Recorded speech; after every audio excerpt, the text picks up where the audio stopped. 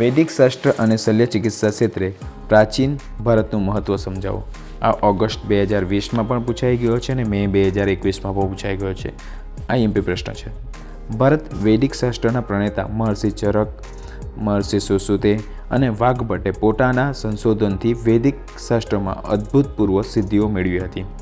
વૈદિક શાસ્ત્રના મહાન પ્રણેતા મહર્ષિ ચરકે ચરક સંહિતા નામનો ગ્રંથ રચ્યો હતો, જેમાં 2000 ઉપરાંત વનસ્પતિઓ તેમજ ઔષધિનું વર્ણન કર્યું હતું.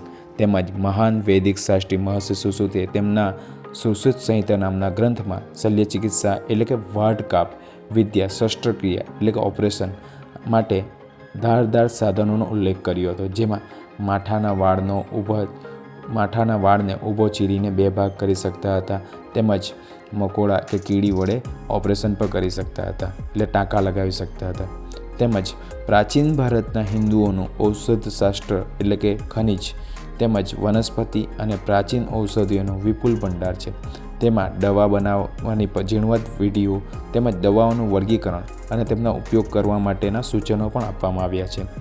ભારતના વૈદિક શાસ્ત્રીઓ પ્યાલા આકારનો પાટો બાંધીને તેમજ રક્ત પરિભ્રમણ અટકાવીને વાઢકાપ કરતા હતા.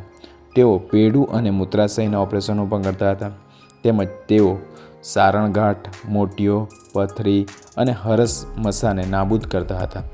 તેઓ ભાંગેલા અને ઉતરી ગયેલા હાડકાને બેસાડી દેતા હતા, તેમજ શરીરમાં ઘૂસી ગયેલા બહારના પદાર્થોને કુશળતાપૂર્વક બહાર ખેંચી કાઢતા હતા. તેમજ તેઓ તૂટેલા કાન, નાક સ્થાનને જગ્યાએ નવા કાન, નાક સાંધીને પ્લાસ્ટિક સર્જરી માટે પણ જાણીતા હતા. તેમજ તેઓ વાઢકાપના હથિયારો બનાવતા હતા.